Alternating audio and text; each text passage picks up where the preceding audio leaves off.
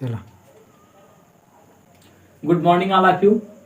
आप सभी का हमारे चैनल एजुकेशन बायोटेक में स्वागत है और हम आज अपने बायो का लेक्चर नंबर 5 स्टार्ट करने वाले हैं। जो चैप्टर का हमारे नाम था sexual reproduction in flowering plant का ये लेक्चर नंबर 5 है।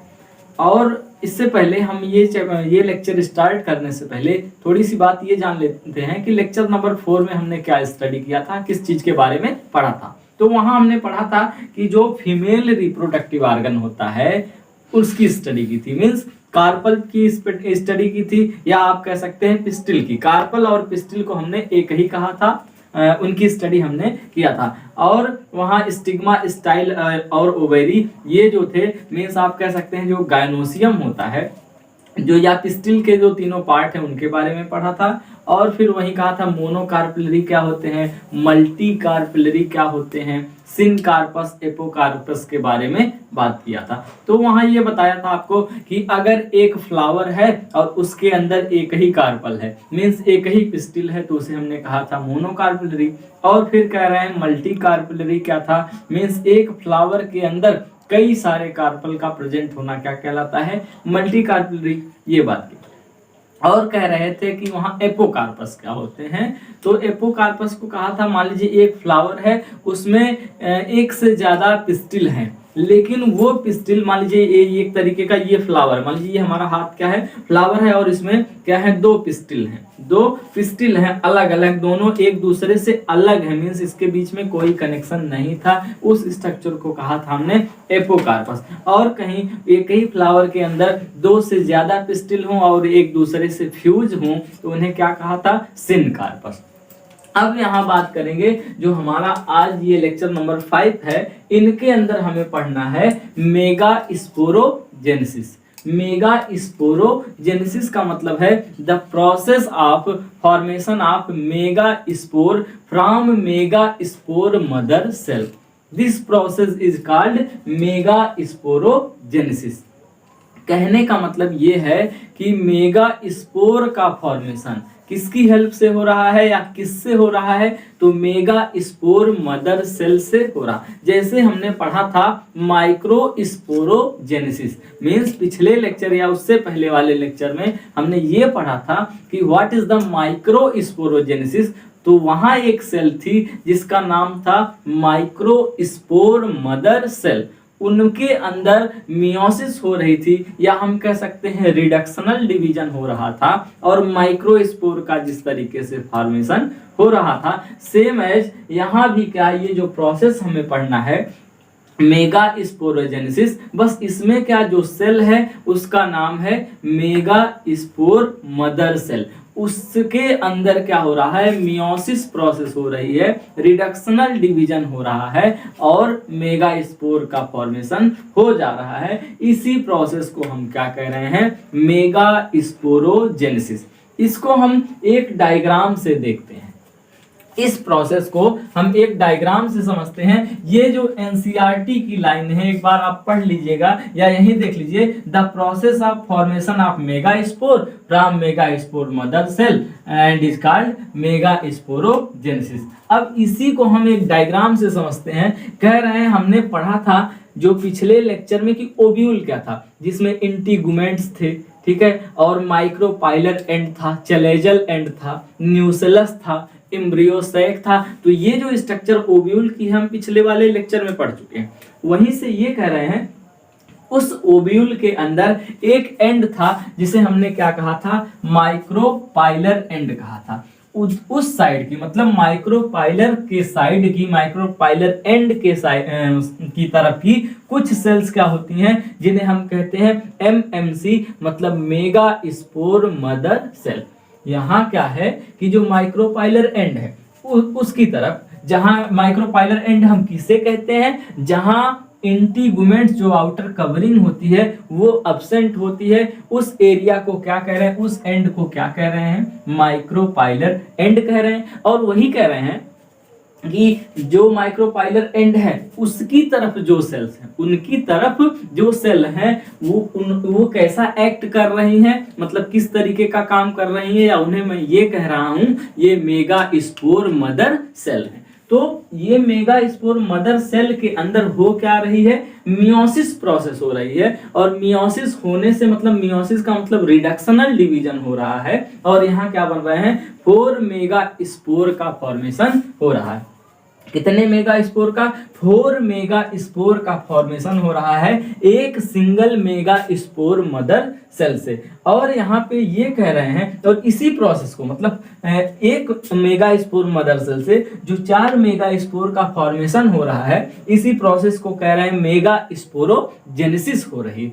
अब दूसरी चीज है, यहाँ जो 4 टाइप के या 4 मेगा स्पोर बने हैं, वो तीनों क्या कर जाते हैं, डीजेनरेट कर जाते हैं। उसमें से एक ही जो है फंक्शनल मेगा स्पोर होता है। उनमें से ये कह रहे, जैसे मान लीजिए यहाँ 4 का फॉर्मेशन हुआ, 1 2 3 4, जिसमें से 3 जो है वो डीजेनरेट हो गए, और बचा एक जो है वो कैसा है, वही फंक्शनल मेगा स्पोर है। अब अगली चीज ये कह रहे हैं कि यही functional mega spore female gametophyte means embryo sac के अंदर कन्वर्ट हो जाता है।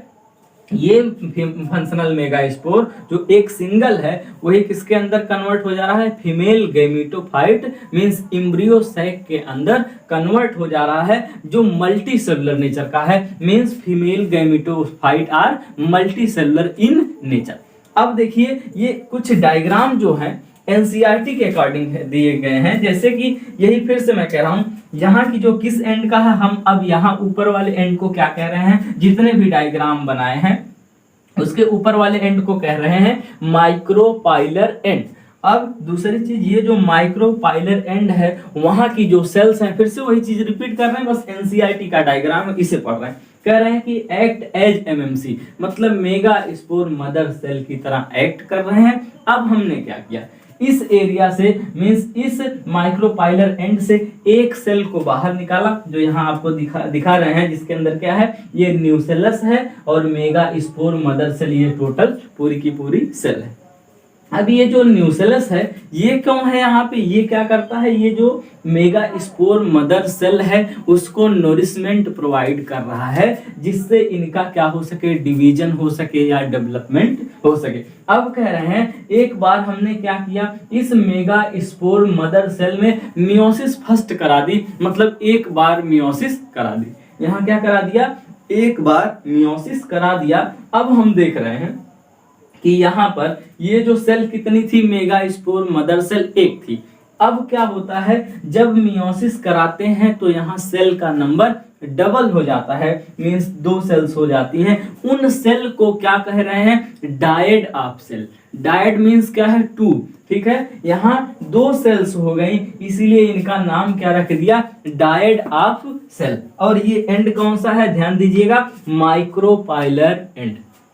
अब फिर से क्या कर रहे हैं, एक बार हमने मियोसिस करा दी, दूसरी चीज फिर से जो डायड ऑफ सेल है, डायड ऑफ सेल है, इनकी मियोसिस सेकंड कराते हैं, मींस एक बार और मियोसिस प्रोसेस यहाँ पर कराते हैं, किसके अंदर, इस डायड ऑफ सेल की मियोसिस कराते हैं, मियोसिस सेकंड जिसे लिख रहे हैं। और यहाँ से आप देखा था आपने, एक सेल से 2 सेल बनी थी, और इन सेल की अब मियोसिस होगी तो 2 सेल से 4 सेल का फॉर्मेशन हो रहा है, जिन्हें हम क्या कह रहे हैं, टेट्राड ऑफ सेल। जिन्हें क्या कह रहे हैं, टेट्राड ऑफ सेल्स कह रहे हैं, मींस देयर इज 4 सेल्स, जिनमें से क्या होती हैं, ऊपर की जो ये देख रहे हैं माइक्रोपाइलर साइड की, या ऐसे काउंटिंग कर देते हैं 1 2 3 जो सेल्स हैं, ये क्या करती हैं, ये डीजेनरेट कर जाती हैं। डीजेनरेट का मतलब ये डिस्ट्रॉय हो जाती हैं। आखिर ऐसा क्यों होता होगा कि ये तीनों डीजेनरेट हो गई, एक बची है, क्योंकि यहाँ फूड की कमी हो जाती है, मींस इनको प्रॉपर नोरिशमेंट नहीं मिलने के कारण ये क्या होते हैं, तीनों डिस्ट्रॉय हो जाते हैं। लेकिन जो ये बचा लास्ट में एक जो है, इनके अंदर जो एक सेल है वो क्या है कि वही फंक्शनल मेगा स्पोर बनती है। और यहाँ कह रहे हैं ये जो चारों सेल है उन्हें कहते क्या हैं, टेट्राड ऑफ सेल कहते हैं। और ये जो चारों सेल हैं होती कैसी हैं, मतलब चारों जो मेगा स्पोर का फॉर्मेशन हुआ है इस डायड ऑफ सेल की मियोसिस के बाद, तो ये कैसे हैं, हैप्लॉइड नेचर के। किस नेचर के हैं, हैप्लॉइड नेचर के हैं, मींस इनकी प्लॉइडी n है, इनकी प्लॉइडी कैसी है, n है। अब यही कह रहे हैं जो फंक्शनल मेगा स्पोर है ये कन्वर्ट होते हैं, means functional mega spore are converted into female gametophyte.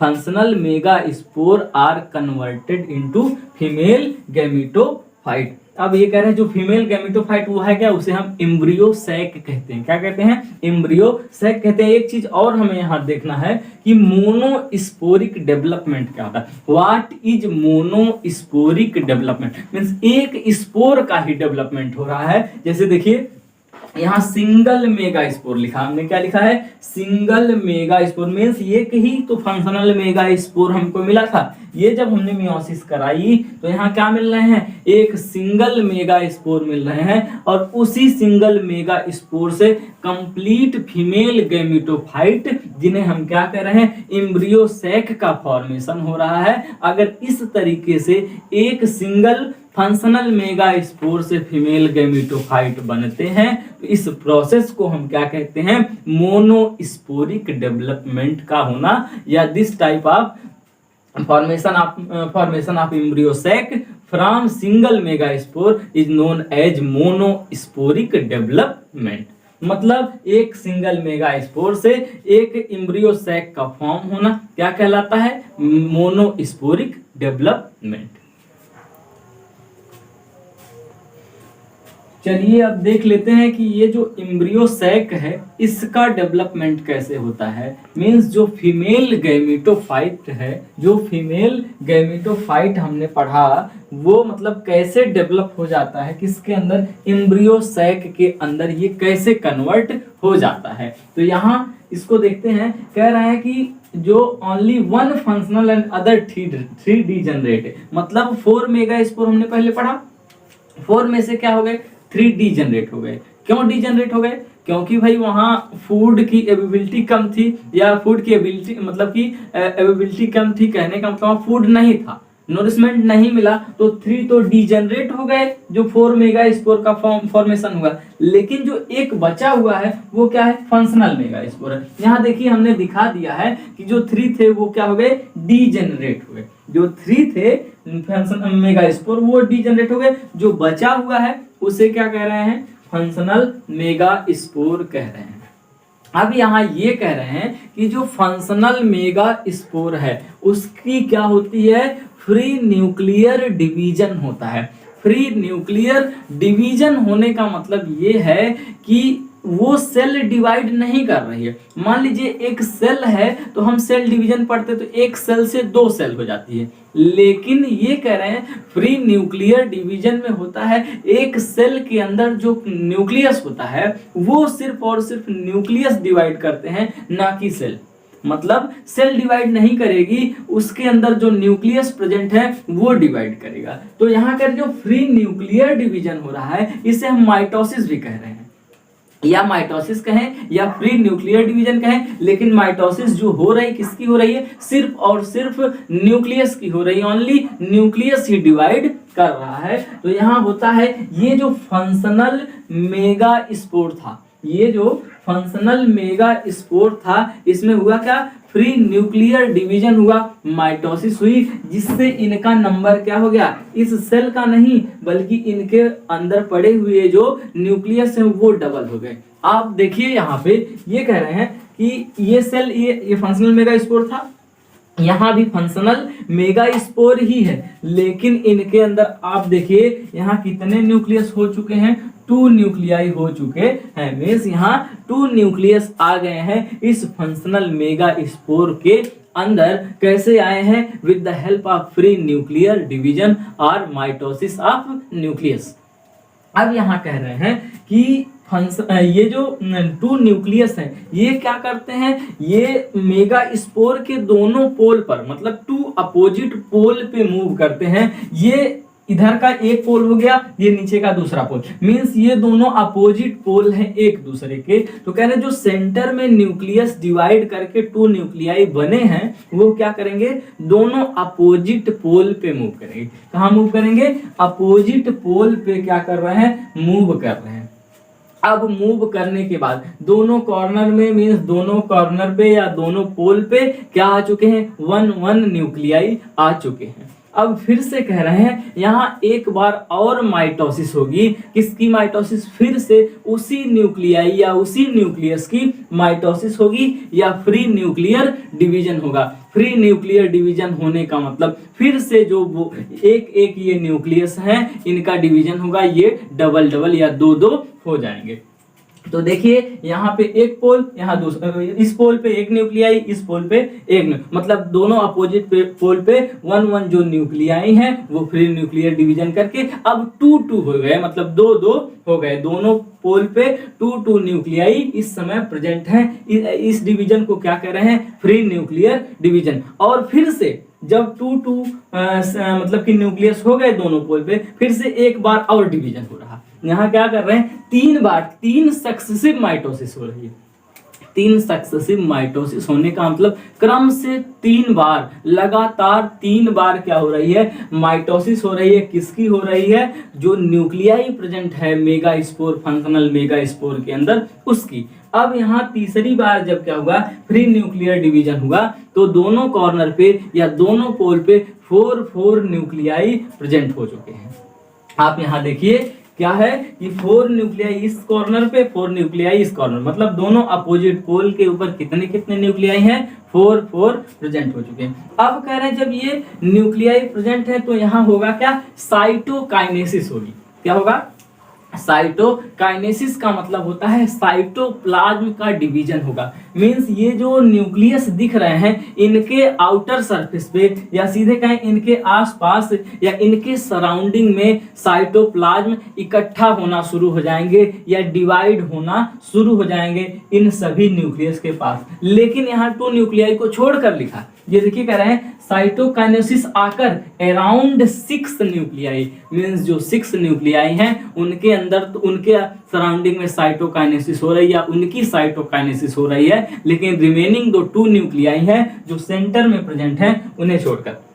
अब आप ये सोचेंगे कि ये सेंटर में, ये जो सेंटर में न्यूक्लियाई आया है, इसी साइटोकाइनेसिस के समय हो क्या रहा है कि हमने तो देखा यहाँ दोनों पोल पे 4-4 न्यूक्लियाई थे। ये क्या कर जाते हैं? जब साइटोकाइनेसिस का प्रोसेस होता है, जब साइटोकाइनेसिस का प्रोसेस स्टार्ट होता है, तभी ये 2 न्यूक्लियाई मूव कर जाते हैं। कहाँ? इस सेल के सेंटर में ये दोनों न्यूक्लियाई मूव कर जाते हैं।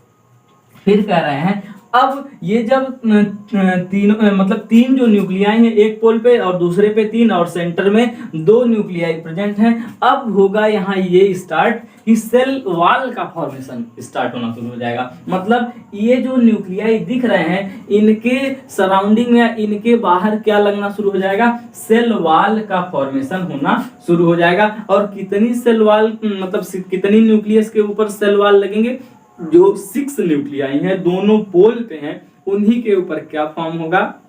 सेल वॉल फॉर्म होगा। अब जब सेल वॉल फॉर्म हो रहा है तो यहाँ 6 सेल बनेगी। कहाँ? ये नीचे जो इस पोल पे 6 सेल बनी, 3 सेल बनी है और इधर 3 सेल, मतलब दोनों पोल की मिला करके यहाँ 6 सेल का फॉर्मेशन हो जाएगा। और सेंटर में क्या होगा? 2 न्यूक्लियाई प्रेजेंट होगा, जिन्हें हम बाद में पोलर न्यूक्लियाई बताएंगे। तो ये कह रहे हैं इस तरीके की स्ट्रक्चर को किससे फॉर्म हुआ? जब सेल वॉल उनके ऊपर आ गई, कवरिंग आ गई किसके ऊपर? जो न्यूक्लियाई यहाँ फ्री न्यूक्लियर डिवीजन से आए थे, तो उनके ऊपर जब कवरिंग आ जाती है और हमें कुछ ऐसी स्ट्रक्चर दिखने लगती है इसी फंक्शनल मेगास्पोर की, बाद में यही फंक्शनल मेगास्पोर इस तरीके की स्ट्रक्चर में कन्वर्ट हो जाता है। तो इसी को हम कहते हैं फीमेल गैमेटोफाइट। क्या कहते हैं?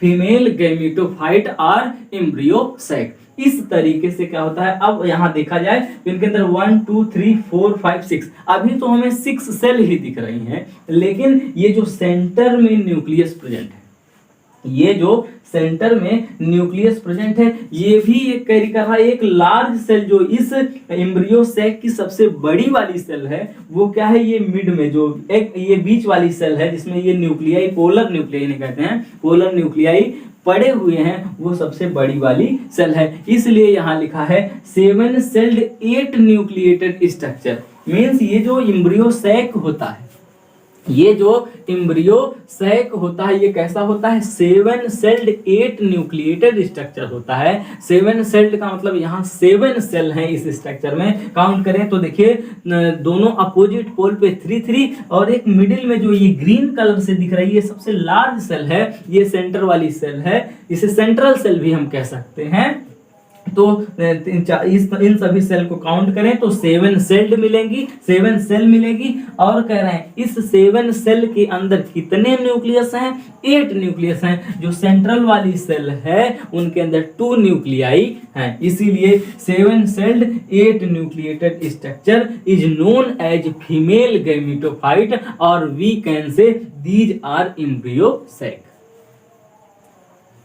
नोट करना है तो आप लोग नोट कर लीजिए इसको, यहाँ ये सारी चीजें स्क्रीनशॉट ले लीजिए। और फिर कह रहे हैं अगर इसे हम थोड़ी आसानी से कैसे याद रखें, फ्लो डायग्राम की हेल्प से हमने बना दिया है थोड़ा सा। जैसे यहाँ देखिए ये कह रहे हैं कि ये न्यूसेलस था, क्या था, न्यूसेलस था। ये आउटर कवरिंग थी किसकी, मतलब मेगा स्पोर मदर सेल, जो हमने पढ़ा था माइक्रोपाइलर रीजन में मेगा स्पोर मदर सेल थी। तो उसको न्यूट्रिएंट या आप कह सकते हैं उसे फूड प्रोवाइड कौन करा रहा था, इस मेगा स्पोर मदर सेल को, जो डिप्लॉयड नेचर की है ये न्यूसेलस। अब इनका क्या होता है, मेगा स्पोर मदर सेल से क्या बनते हैं, 4 डिफरेंट टाइप के मेगा स्पोर बनते थे।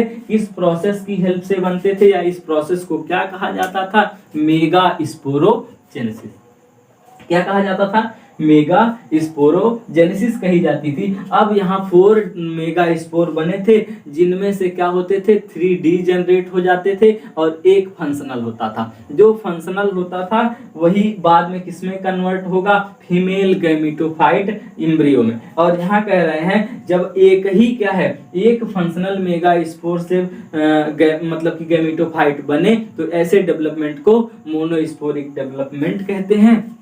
फिर कह रहे हैं अब यहाँ जो फंक्शनल मेगा स्पोर है उसमें 3 सक्सेसिव डिवीजन हो रहा है, जिसे फ्री न्यूक्लियर डिवीजन कह रहे हैं। मतलब 3 बार माइटोसिस हो रही है और बन क्या रहा है, 8 न्यूक्लियस स्टेज, मतलब 8 सेल का न्यूक्लियस, मतलब उस इस एम्ब्रियो, यहाँ ये कह रहे हैं ये जो स्ट्रक्चर है ये फंक्शनल मेगा स्पोर, इसके अंदर कितने न्यूक्लियस हो जा रहे हैं, 8 न्यूक्लियस हो जा रहे हैं। और वही 8 न्यूक्लियस स्टेज जब हो जा रही है तो उनके ऊपर सेल वॉल का फॉर्मेशन हो रहा है। और किसके ऊपर, सेल वॉल का फॉर्मेशन न्यूक्लियाई के ऊपर हो रहा है। और लास्ट में क्या बन रहे हैं, एम्ब्रियो सैक का फॉर्मेशन हो जा रहा है, जिसे हम किस नाम से जानते हैं, चाहे फीमेल गैमेटोफाइट कहें या क्या कहें, एम्ब्रियो सैक कहें। ये रहा हमारा एम्ब्रियो सैक का डेवलपमेंट, कुछ इस तरीके से होता है जो आपने पढ़ा कि एक फंक्शनल मेगा स्पोर से पूरा का पूरा एम्ब्रियो सैक या फीमेल गैमेटोफाइट बन गया।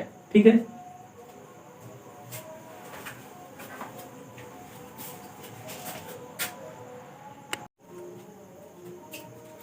ये कह रहे हैं कि हमने जो एम्ब्रियो सैक पढ़ा, कहने का मतलब एम्ब्रियो सैक जो था उनके अंदर न्यूक्लियस थे, कितने न्यूक्लियस थे, 8 न्यूक्लियस थे।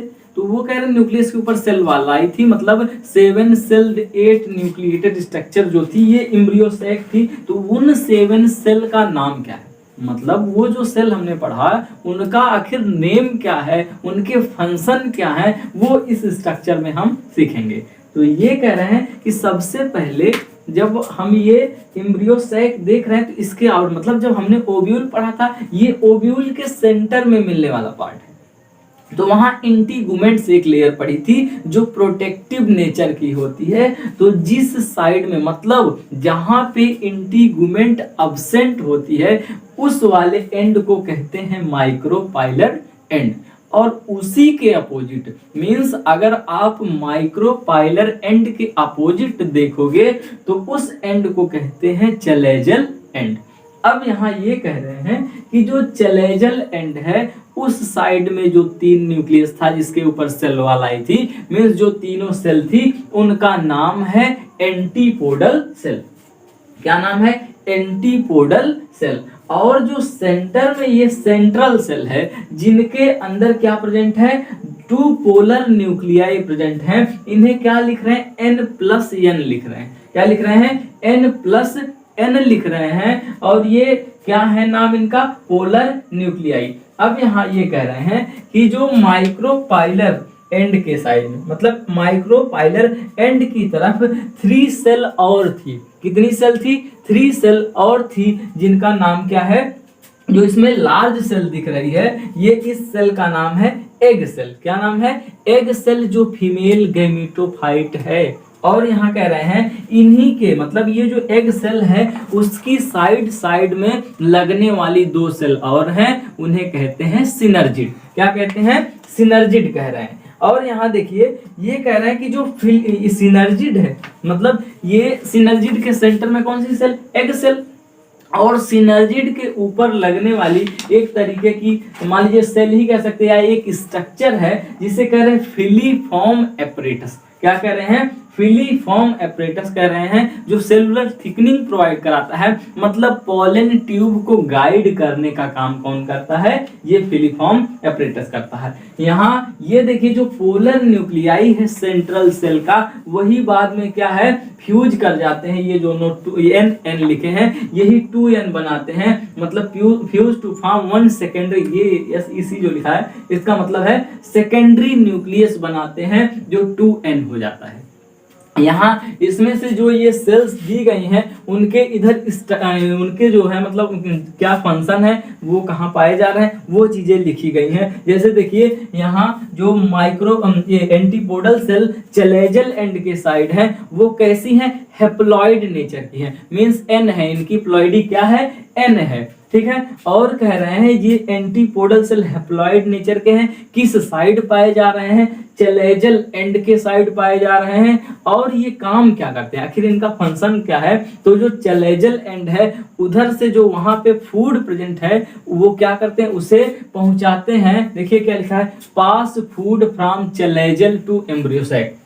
मतलब इस एम्ब्रियो सैक के पास जो ये एंटीपोडल सेल्स हैं, ये एंटीपोडल सेल है, इधर का जो ये एंड है इसे कह रहे हैं चलेजल एंड। मान लीजिए यहाँ कहीं क्या है? ढेरों सारे फूड प्रेजेंट हैं, तो यही कह रहे हैं यहाँ से फूड यहाँ तक, इस एम्ब्रियो सैक तक कौन ले आता है? ये एंटीपोडल सेल ले आते हैं, जो हेप्लॉइड नेचर के हैं। दूसरी चीज क्या है? ये जो लार्ज सेल दिख रही है इस एम्ब्रियो सैक की, उसी का नाम क्या है? सेंट्रल सेल है। देखिए लिखा है largest cell of the embryo sac, मतलब एम्ब्रियो सैक की सबसे बड़ी सेल का क्या नाम है? सेंट्रल सेल है। इनके अंदर क्या प्रेजेंट है?